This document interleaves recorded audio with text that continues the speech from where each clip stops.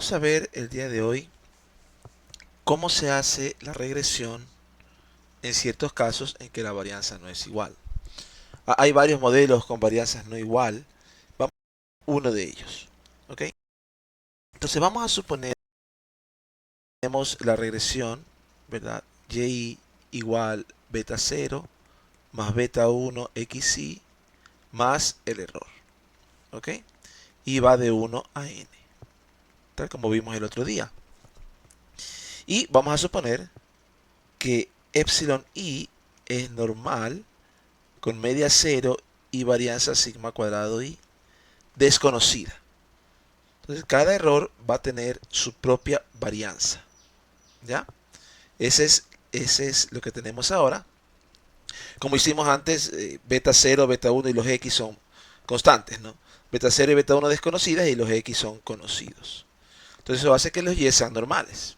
Y también vamos a suponer independencia, en el caso de normalidad, la covarianza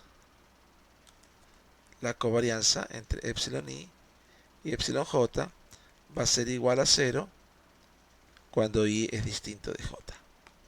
¿Ok? El problema de esto de aquí es que hay demasiados parámetros, hay demasiadas varianzas desconocidas. Normalmente, si tengo n, puedo tener n 100, por ejemplo, yo tendría un parámetro intercepto, un parámetro pendiente y una varianza que estimar con la media cuadrática del error. Pero si tengo 100, aquí tendría 100 varianzas distintas. Entonces hay varias formas de modelar. Por ejemplo, hay modelos que modelan la varianza en función de x, ¿no? Y ustedes pueden investigar alguno de esos. Yo voy a ver uno particular. Que esta varianza desconocida, la varianza desconocida, sigma i cuadrado, vamos a poner aquí, es desconocida. Vamos a suponer que esta varianza desconocida se puede expresar como el producto de dos variables. ¿Ok? Vamos a llamarle omega sub i por tau sub i cuadrado. ¿Ya? Perdón, por tau cuadrado. Quitemos el sub i. Ahí, tau cuadrado. Donde tau cuadrado es desconocido, pero omega 1 hasta omega n son conocidos. Conocidos. Es decir, no hay que estimarlo. Vamos a suponer un ejemplo que mencioné el otro día en la clase. Si es que esto y sub i es el resultado de una estadística provincial. Y hay provincias como Guayas que tienen más de 2 millones de habitantes, 3 millones, más de 3 millones creo. Y hay provincias como Cañar que tienen quizás 1000 habitantes, ¿no? Entonces hay mucha disparidad. Suceder ahí, suceder que de una observación, por ejemplo, pudiera ser que la varianza de la observación i sea igual a una varianza desconocida dividido para el tamaño de la población i. Ese sería el caso en el que omega i es igual a 1 sobre ni. En este caso, eh, si yo conociera el tamaño de la población, pudiera conocer los omegas. ¿Ok? Aunque no conozca la varianza de la variable en sí que estoy haciendo. Entonces, este de aquí es un caso muy real, muy posible, donde puedo tener que la varianza del error es una constante conocida, que es distinta para cada observación, por una constante desconocida, que es la misma para todas. ¿Ya? Ejemplo, datos provinciales o datos por país, etc. Entonces, ahí está. Bien. Ahora, la pregunta es, ¿puedo aplicar los mismos estimadores que antes? Puedo hacer mínimos cuadrados. El problema es que el mínimo cuadrado, que los estimadores que obtenga por mínimos cuadrados ordinarios o regulares, no van a tener buenas propiedades. ¿Por qué? Como algunos errores tienen mayor varianza, ¿verdad? Algunas observaciones van a influir demasiado sobre los estimadores. El otro día vimos con los datos de Anscombe, ¿se acuerdan en R? Que un punto que esté lejos del resto puede jalar la recta de regresión y hacer que la estimación sea mala. Y los que tienen alta varianza van a hacer eso. Los que tienen alta varianza van a afectar de la misma manera a los que tienen poca varianza. Los que tienen poca varianza son precisos. ¿Qué es lo que vamos a hacer? Vamos a tratar de hacer una transformación de, el, de los...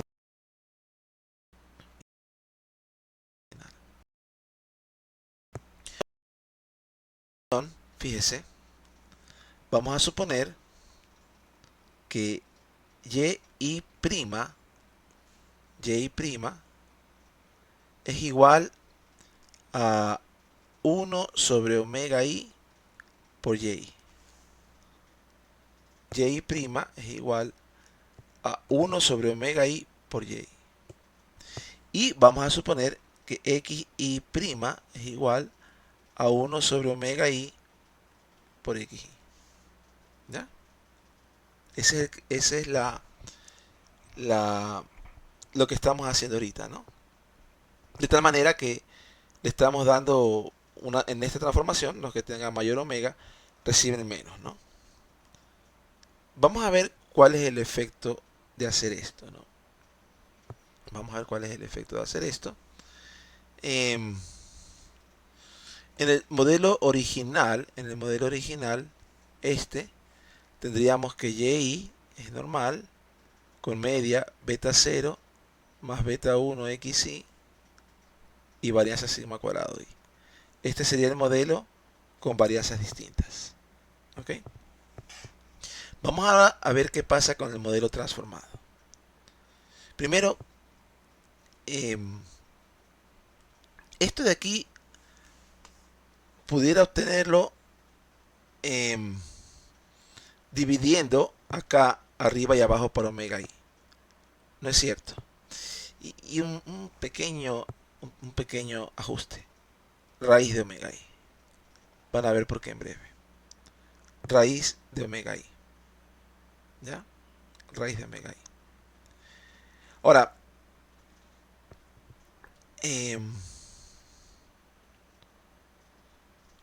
¿cuál es el efecto de dividir para raíz de omega i? Vamos a ver.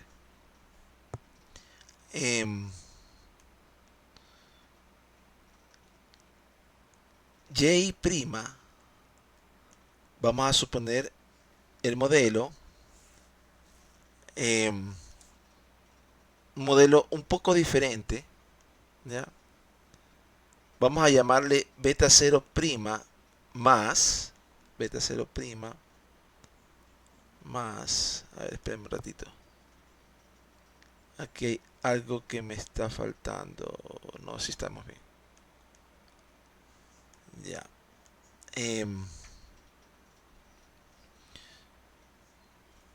A ver, y es beta 0 más beta 1 xy más error, ¿verdad? Lo que voy a hacer ahora a continuación es dividir izquierda y derecha para raíz de omega i. ¿Ya? Entonces tengo y 1 sobre raíz de omega i igual 1 sobre raíz de omega i por beta 0, ¿verdad? Más beta 1 por xy sobre raíz de omega i y más epsilon i sobre raíz de omega i. ¿Ya? Vamos a llamarle a epsilon i igual 1 sobre raíz de omega i por epsilon i original. Vamos a llamarle este prima. Entonces tenemos el y transformado, el x transformado y el error transformado. ¿Ok? Entonces, este modelo de aquí queda y' igual 1 sobre raíz de omega i por beta 0 más beta 1 por x y prima y más epsilon y prima. Ese es el modelo que tenemos ahora.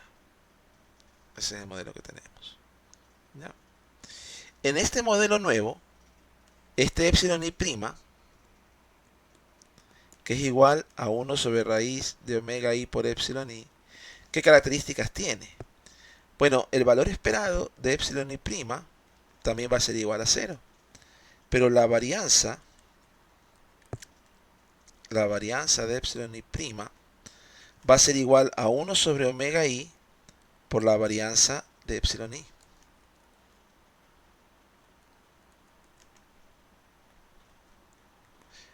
¿Por qué 1 sobre omega i? Porque tengo 1 sobre raíz y cuando sale de la varianza sale al cuadrado.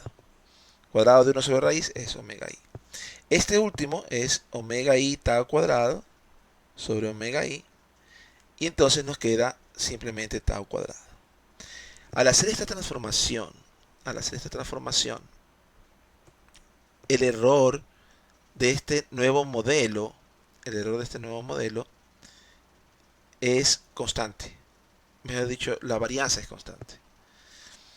Entonces, como ya tengo un modelo de varianza constante, ahora sí puedo aplicar el estimador de máxima verosimilitud, perdón, el estimador de mínimos cuadrados, que va a coincidir con el de máxima verosimilitud. Entonces, el Q, aquí cuando yo lo hago, el Q va a estar dado por la sumatoria de y', el transformado, menos beta 0 sobre raíz de omega i, menos beta 1 por xy' al cuadrado. Esta sería la suma cuadrática del error que resolveríamos. ¿Ok? En esta suma cuadrática del error, el y' es la transformación de y, pero dividido para raíz de omega i. ¿Ok? Y el xy' es lo mismo. Si usted nota, el 1 sobre raíz de omega i aparece acá, aparece en todos los términos. Puede salir como factor común, pero elevado al cuadrado. Y tendré la sumatoria igual 1 hasta n de 1 sobre omega i por y menos beta 0 menos beta 1 xy, en función de las originales. Esto se le suele llamar mínimos cuadrados ponderados. Mínimos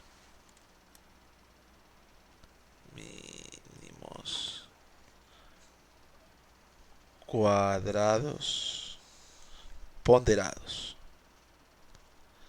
Y normalmente esta ponderación suele ser inversamente proporcional a la varianza. Note que no necesito saber la varianza exacta, ¿verdad? Pero aquí los que tienen una varianza más grande van a recibir menos ponderación, y los que tienen una varianza más pequeña recibirán mayor ponderación. Básicamente al error le estoy dando un peso, una ponderación, según la varianza, ¿no? Esa es la idea ahí. ¿Ya? Entonces ahora este lo resolveríamos. ¿Ok? Este es el que resolvemos para hallar lo que queda en este caso. Eh, Cuando usted resuelve, no hicimos el otro día el de mínimos cuadrados ordinarios, pero voy a hacer brevemente este de los mínimos cuadrados ponderados. Cuando usted saca las derivadas, por ejemplo, la derivada de q con respecto a beta 0, ¿ya? Esta derivada va a ser menos 2 veces sumatoria igual 1 hasta n. Como estoy derivando con respecto a beta 0, quedaría aquí quedaría 1 sobre omega i, y menos beta 0 menos beta 1 xy. Así es como queda la derivada con respecto a beta 0. Y cuando uno hace la derivada con respecto a beta 1, queda algo muy parecido, menos 2, sumatoria igual 1 hasta n, de 1 sobre omega i, y entonces aquí quedaría y menos beta 0 menos beta 1 xy por xy. ¿Ya? Así es como queda. Entonces cuando uno quiere hallar el óptimo, uno dice igual a 0, igual a 0. Entonces aquí le quedan ecuaciones, ¿no? ¿Cuáles son las ecuaciones que le quedan? Le va a quedar beta 0 por la sumatoria de 1 sobre omega i, ¿verdad? menos beta 1 por la sumatoria de xi sobre omega i es igual a la sumatoria de y sobre omega i. ¿Ok? Entonces queda algo un poco distinto de lo que quedaba antes. Antes aquí nos quedaba, no hicimos en ordinarios, pero en ordinarios el omega i era 1. Entonces aquí quedaba n, aquí quedaba x barra o nx barra, y aquí quedaba ny barra. Eh, si yo divido todo para, digamos, la sumatoria de 1 sobre wi, y vamos a llamarle a x barra, en este caso, 1 sobre la sumatoria de 1 sobre wi por la suma de xi sobre wi. Esto se llama el promedio ponderado. No le voy a llamar x barra para que no se confunda con la media aritmética, le voy a llamar x tilde. Y vamos a llamar al promedio ponderado de los yes, ¿verdad? Vamos a llamar, digamos, 1 sobre la sumatoria de 1 sobre wi por la sumatoria de y sobre wi. Entonces, estoy dividiendo para este coeficiente en ambos. Al hacer esta división, lo que estoy haciendo es que esto sea un promedio ponderado, en el sentido de que los ponderadores suman a 1. ¿Verdad? Al yo dividir para esto, hago que la ponderación de los x sumen a 1. Entonces, en ese sentido, es un promedio ponderado. Y la ecuación que teníamos se vuelve, ¿verdad? Beta 0 menos beta 1 x tilde, perdón, más, que es más, igual a y tilde. ¿No? Se parece un poco a la ecuación de mínimos cuadrados ordinarios. En mínimos cuadrados ordinarios la ecuación que daba beta 0 más beta 1 x barra igual y barra. Pero ahí sí con la medida aritmética, ¿no? Entonces, eso quedaba en mínimos cuadrados ordinarios. Entonces, aquí estamos haciendo para el mínimo cuadrados ponderados. ¿Cómo queda cuando derivo con respecto a beta 1? Voy a hacerlo por acá con respecto a beta 1. Tendré, con respecto a beta 1, queda beta 0, xi, ok, entonces queda beta 0 por la sumatoria xi sobre wi, ¿verdad? Xi sobre wi con respecto a beta 1, 0 con respecto a beta 1, ¿no? Más beta 1 sumatoria xi cuadrado sobre wi, ¿ya? Y esto es igual a la sumatoria yxi sobre wi. Ahí estamos. Yxi sobre wi, perfecto. ¿Ya? Entonces,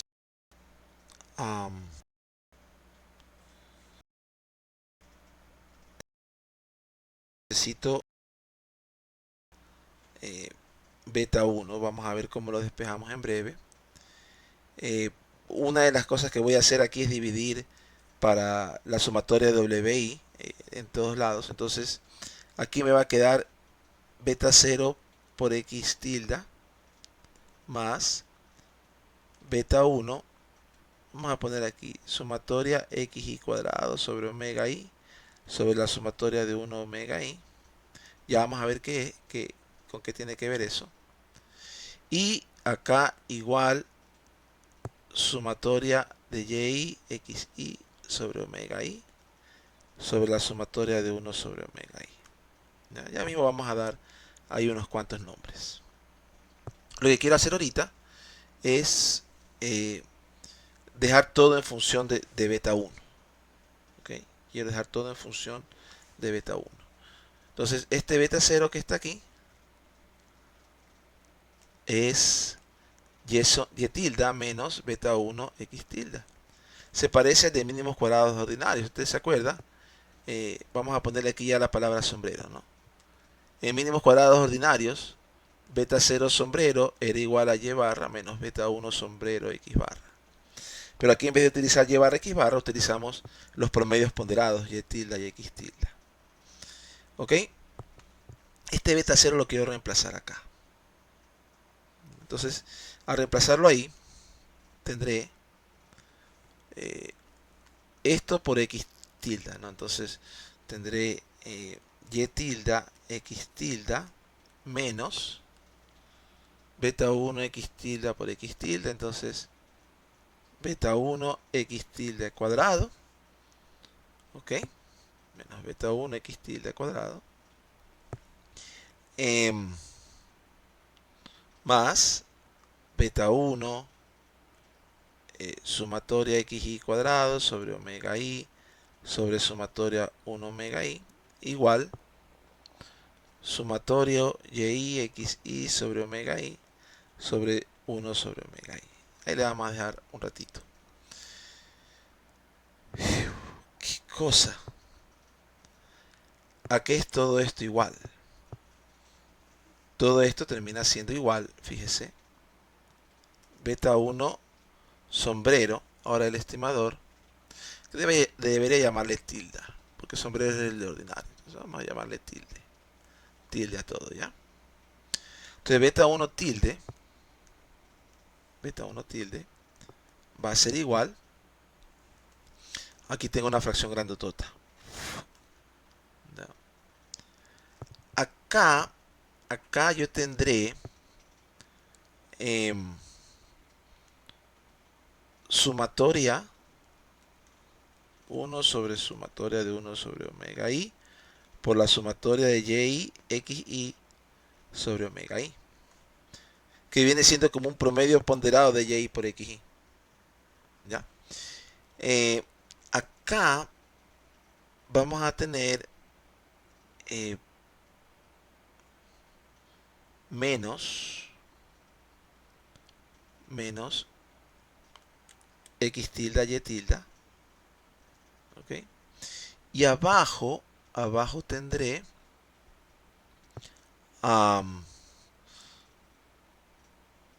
1 sobre sumatoria omega i por sumatoria xy cuadrado sobre omega i y menos x tilde cuadrado. ¿Ok? Casi que se parece a lo que teníamos en mínimos cuadrados ordinarios. Solamente voy a hacer un cambio adicional. Esto va a ser igual a sumatorio y xy sobre omega i menos x tilde y tilde sumatorio de 1 sobre omega i. Estoy por si acaso multiplicando arriba y abajo por sumatorio de 1 sobre omega i. Y aquí tendré sumatorio xy cuadrado sobre omega i menos x tilde cuadrado por sumatorio de 1 sobre omega i. Y este hace como las veces de sxy, vamos a llamarle sxy tilde, sobre sxx tilde. Ahí está. ¿Verdad? ¿Por qué digo que se parece? Antes omega i era 1. Entonces aquí tenía n. Y acá simplemente tenía sumatoria de x y y. Acá también, ¿no? Tenía n. Si ustedes se recuerdan cuando hicimos mínimos cuadrados ordinarios, donde puse beta 1 sombrero era igual a sxy sobre sxx. Fórmula que vimos en la clase anterior. Y esto aquí era la sumatoria de xy por y menos n veces x barra y barra sobre la sumatoria de xy cuadrado menos n veces x barra cuadrado. Así es como se hizo anteriormente. En el mínimos cuadrados ponderados, n se reemplaza por la sumatoria de 1 sobre w y ahora cada uno de estos va por 1 sobre w. Entonces ahí tenemos nosotros, por así decirlo, los mínimos cuadrados ponderados. ¿Ok? Básicamente es el producto x y y ponderarlo con 1 sobre w. El producto o el xy cuadrado ponderarlo con 1 sobre w. ¿Verdad? Y los de acá, en vez de multiplicarlos por n, se multiplica por la sumatoria de 1 sobre w. ¿Ok? Se parece, no es igual, pero se parece. Entonces ahí tenemos nosotros beta 1 tilde y obviamente beta 0 tilde, ya lo teníamos acá arriba, ¿no? Beta 0 tilde es y tilde menos beta 1 tilde x tilde. Entonces ese de ahí sería el ponderador. En R es cuestión de poner un simple parámetro en el comando LM. Si uno conoce la ponderación, uno pone LM, Y versus X, y hay un parámetro que es weights. Weights. Y en weights uno puede poner un vector que contiene, digamos, los valores, los pesos. No contiene las varianzas, pero contiene los pesos, ¿no? O sea, aquí el primer peso es 1 sobre W1. ¿Ya? Por ejemplo, si en el caso de acá, en el caso de acá arriba, eh, ¿dónde está? ¿Dónde está el que había dicho? Aquí está. En este caso, 1 sobre omega i sería perdón, omega i sería 1 sobre ni. Entonces, 1 sobre omega i sería igual a ni. ¿Cómo sería el estimador con este ponderador? ¿Verdad? Para comenzar, para comenzar, x tilde, vamos a llamarle a n la suma de todos los n, de todos los tamaños de las provincias, ¿no? O de los países. Entonces, el x tilde sería n1x1 más nxn sobre n, promedio ponderado. El y tilde, qué fea mi tilde, y tilde sería n1 y1 más nyn sobre n, promedio ponderado. Y tendría mi cantidad sxy tilde, sería la sumatoria de ni por x y y, ¿verdad? Menos x tilde y tilde multiplicado por n, que es la sumatoria de ni. Recuerde que ni es 1 sobre w, y ese es el problema con tamaños de provincia, ¿no? El sxx tilde es la sumatoria ni por xy cuadrado menos x tilde cuadrado por n. Entonces, donde n es la suma, recuerde, es la población total, pues, ¿no? En el caso de que son promedios poblaciones. Y ahí nos damos cuenta de que se parece mucho a la regresión ordinaria, pero toma en cuenta el tamaño de cada población. Lo que sucede aquí es que las poblaciones más grandes reciben una mayor ponderación y las ponderaciones más pequeñas reciben una menor ponderación. Y esa es una manera de lidiar con varianzas no constantes, ¿ya? También se puede hacer para regresión múltiple. Eh, no lo vamos a hacer ahorita, pero puede hacer con regresión múltiple. Bueno, hacemos, ¿no? Regresión múltiple, habíamos visto el otro día que mínimos cuadrados ordinarios, OLS, Ordinary Least Squares, el estimador de beta sombrero es x transpuesta por x inversa por x transpuesta por y. Ese era el estimador de mínimos cuadrados ordinarios, ¿ya?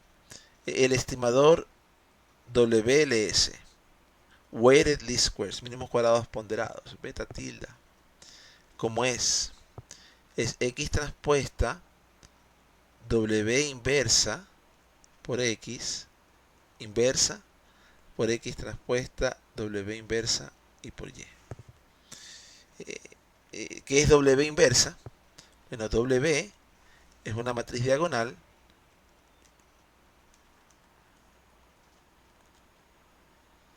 W es una matriz diagonal que contiene a los omega omega. Bueno, vamos a llamarlo omega para conservar mi notación griega. Omega. Siempre me confundo sobre todo en minúscula, el omega con el W. De mayúsculas son bien distintas, ¿no? Ahí está. Entonces vamos a poner aquí que omega es eso. Si omega es eso, quiere decir que omega inversa es igual a la matriz diagonal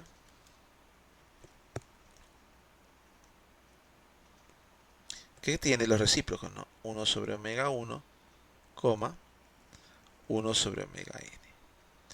Entonces, de forma matricial, esta matriz que está aquí de omegas, o su inversa, omega inversa, se multiplica en x transpuesta x y se multiplica también en x transpuesta y. Que esta fórmula se ve un poquito también acá, ¿no? En lo que desarrollamos. Se ve aquí el SXX, el SXY, ¿verdad? Y el SXX. Siempre se multiplican con 1 sobre omega y todo se calcula con la ponderación. Usted puede verificar que da lo mismo, ¿no?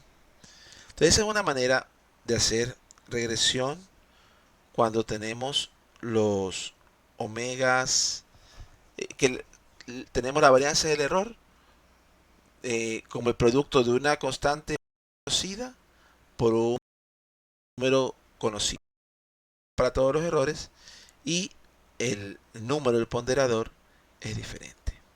¿Ok? Lo que habíamos dicho aquí era esto. Para ese caso se hacen mínimos cuadrados ponderados. Después les voy a hacer un ejemplo con NR y vamos a ver ahí cómo podemos utilizarlo en un caso real. ¿Ok? De hecho, si quieren, tenemos uno. Déjenme ver aquí uno de mis libros de modelos lineales. Linear Statistical Models. Déjenme ver rapidito ese libro. Aquí vi unos ejemplos que quería compartir con ustedes. Este. Apply Linear Statistical Models. Este fue uno de los libros con los que yo estudié estadística o modelos estadísticos en una serie de 2 cursos en mi doctorado. Aquí tenemos un poco la teoría de lo que es la, la regresión, los mínimos cuadrados ponderados. Vamos a ver aquí.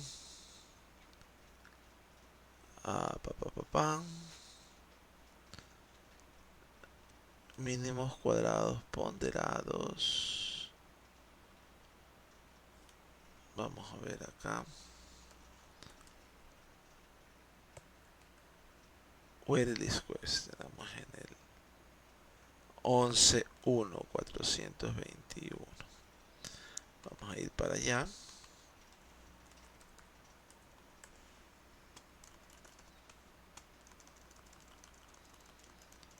Quería verlo aquí porque aquí hay unos bonitos ejemplos. Este es el caso que acabamos de ver, ¿no? Donde las varianzas son distintas. En este caso particular, el W de él no es el mismo que nuestro, ¿no? Él tiene un omega ahí que es como... Entonces, por eso las fórmulas de él tienen aquí W, las nuestras tienen omega inversa. Pero aquí tiene un caso, ¿no?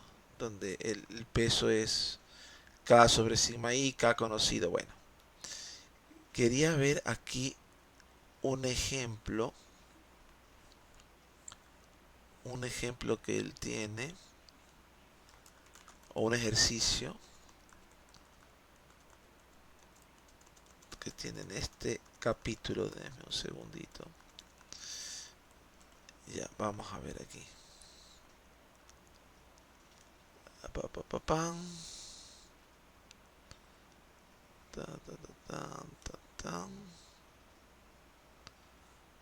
Ya. Me parecía que era este libro, pero bueno. Después en clase les muestro el ejemplo, ¿está bien? Aquí hace otra cosa, aquí sí hace lo que les acabo de enseñar, pero hace una estimación de la varianza.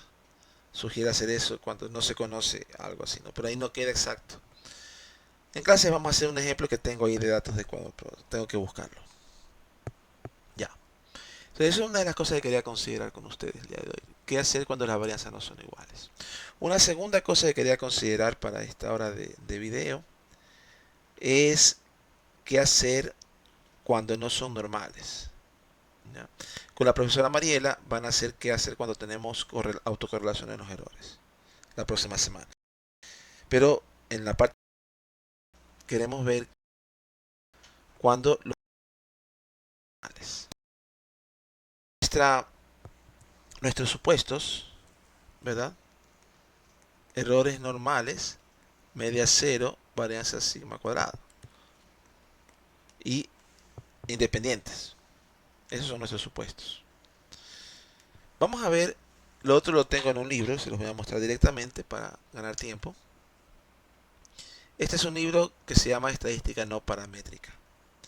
La estadística no paramétrica suele utilizarse cuando los datos no son normales.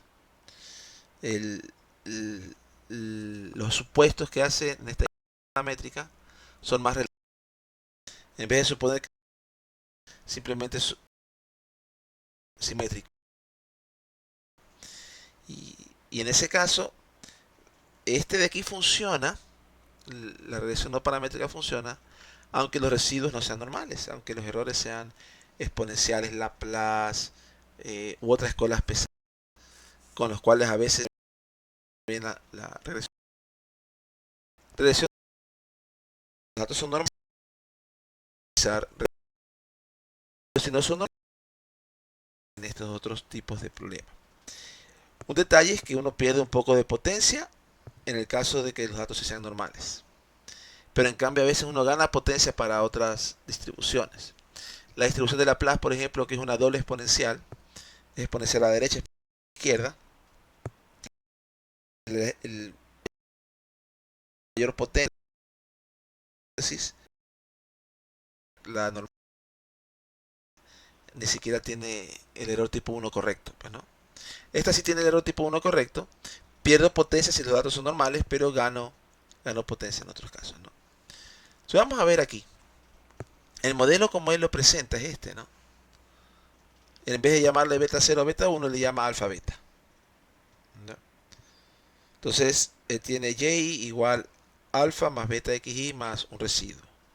Donde este residuo, que realmente son los errores, porque dice son una muestra aleatoria, de una población continua con media cero.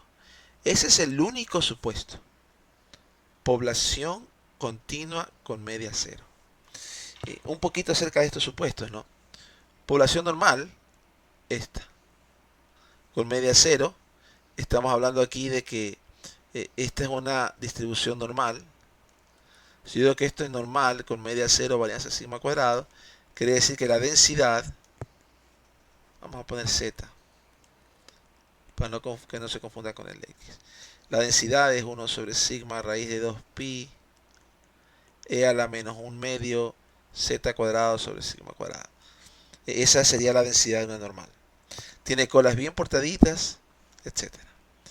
Pero hay otras, por ejemplo, hay una que es así. Aquí tiene su media en cero. O su mediana en cero. Ya tiene su mediana en cero. Esa, la de Laplace, tiene una forma que es algo así como f de z es igual a 1 sobre 2 beta e a la menos valor absoluto de z sobre beta. La Laplace es una que tiene, es exponencial a la derecha y es exponencial a la izquierda, ¿no? La exponencial a la derecha es 1 sobre beta y a la menos z sobre beta, pero le multiplicamos por un medio para que el integral acá de un medio y acá también de un medio. El problema de estas es que tiene colas más pesadas que la normal. Cuando uno tiene esta distribución del error y uno trata de hacer regresión normal, el estimador falla. Y falla bastante. Las pruebas de hipótesis, el error tipo 1 termina siendo algo muy distinto de lo que dice.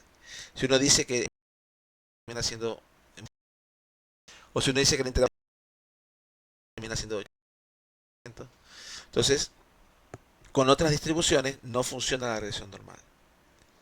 Sin embargo, con la de Laplace, por ejemplo, sí funciona y funciona bastante bien lo que es la regresión no paramétrica. Entonces hablemos de la regresión no paramétrica. Simplemente aquí el único supuesto es media cero. ¿Cómo se hace? Aquí yo quiero probar la hipótesis que beta es igual a beta 0. Para hacerlo más parecido a lo que nosotros hicimos en clase, vamos a hacer la hipótesis. Tengo el modelo y igual beta 0 más beta 1 xy más el error, y quiero probar la hipótesis de que beta 1 es igual a 0 versus la hipótesis alterna que puede ser beta 1 distinto de 0. ¿Cómo hace aquí? Él va a hacer lo siguiente. Aquí él crea esta DI que es igual a YI menos beta 0 XI, donde beta 0 es el valor hipotético, en este caso es 0. Entonces, si yo quiero probar que beta 1 es 0, DI simplemente quedaría igual a YI. Si yo quisiera probar, por ejemplo, que beta 1 es 5, entonces DI quedaría igual a YI menos 5. Es decir, siempre aquí se resta el valor que estoy hipotetizando, el de la hipótesis nula. ¿Ok? Ese de ahí se resta. Luego se calcula aquí esta sumatoria. C es igual a la sumatoria igual 1 hasta n menos 1 sumatoria j igual i más 1 hasta n de c minúscula de j menos di. ¿Y qué es c minúscula? C minúscula es la función signo. C de x es igual a 1 si x es mayor que 0, menos 1 si x es menor que 0, y 0 si x es igual a 0. Esa es la función signo. ¿Ok? Aquí establece, ¿verdad?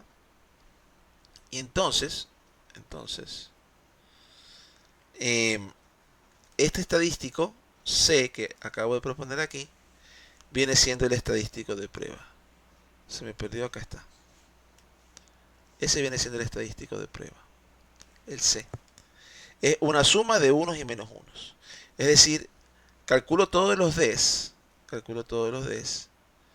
Y estoy viendo, por ejemplo, si quiero ver si la pendiente es 0, estoy viendo qué pasa cuando D es positivo y qué pasa cuando D es negativo, qué pasa cuando D es 0. O si estoy viendo que la pendiente es 5, se le resta 5. Perdón, un error aquí. Se le resta 5 multiplicado por xy. Eso. 5 multiplicado por xy. Si quiero hipotetizar la hipótesis que la pendiente es 5, entonces el di sería y menos 5xy. Acá queda y menos 0xy, que queda simplemente y, ¿no? Si estoy haciendo la hipótesis nula de que beta 1 es 0. Entonces este C es una serie, una suma de unos y ceros, básicamente. Unos y ceros. ¿Cómo se hace aquí la prueba? Bueno, resulta que aquí hay algunas propiedades de este C cuando n tiende a infinito. Primeramente hablemos de C barra. C barra va a ser en el cual se va a hacer el estadístico. C barra es igual a 1, no, creo que es 2. Sí. C barra es 2 sobre n menos 1 por C. Entonces sumo estos unos menos unos y 0 y divido para esto. Esto me da una medida aritmética. ¿Por qué esto? Porque aquí cuántos pares de y j estoy sumando. Combinatoria de 2 en n, que es n por n menos 1 sobre 2. Entonces estoy dividiendo para esa combinatoria, para obtener C barra. Este C barra tiene ciertas propiedades que están más abajo. Ya. Bajo la hipótesis nula, si H0 es cierto, si H0 es cierta, el valor esperado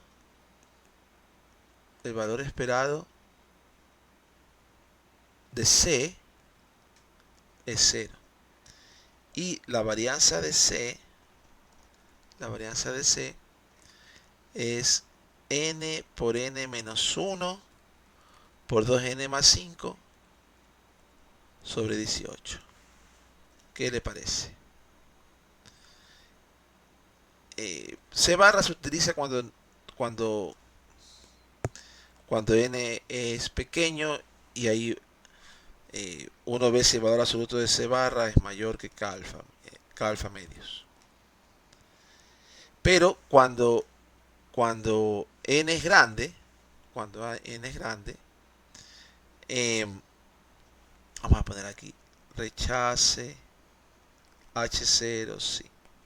Cuando n es grande, se puede hacer la aproximación normal.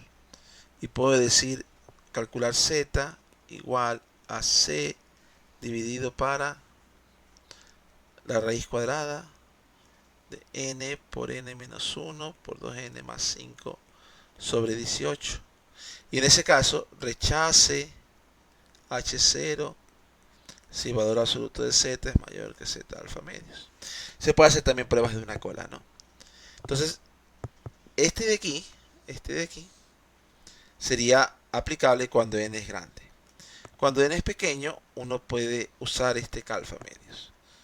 El libro menciona un poquito sobre ese k alfa medios. Acá en el comentario 2 me parece que está esa información. Y ahorita les enseño cómo hacer en R, ¿no? A ver. El k alfa medios se usa viendo la relación entre el C y la correlación de Kendall, y se utiliza una tabla de Kendall, ¿ya? Esta tabla se encuentra en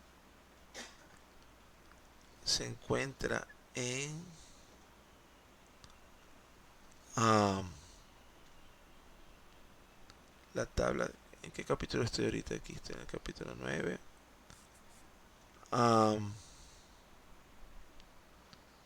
Se encuentra en el capítulo 8, ¿no? Entonces, ahí si quieren pueden buscar este libro. Este es el libro de Hollander. Estoy en la página 472. Hollander, Wolf y Eric. Yo lo tengo en físico. Non-Parametric Statistical Methods. Entonces ahí uno puede ver cómo se hace regresión no paramétrica cuando n es pequeño. Lo bueno es que R tiene esto, ¿no? Usted puede hacer regresión no paramétrica en R también. No nos va a alcanzar el tiempo ahorita en el video para ver eso, pero eso ya les doy cuando los vea en persona. O sea, en la clase virtual, ¿ya? Ahí vamos a ver cómo se hace en R este procedimiento y cómo obtenemos también el procedimiento cuando n es pequeño y cuando n es grande. ¿Ok? Bien. Por ahora es todo. Nos vemos ya mismo para hacer el taller. Chao, chao.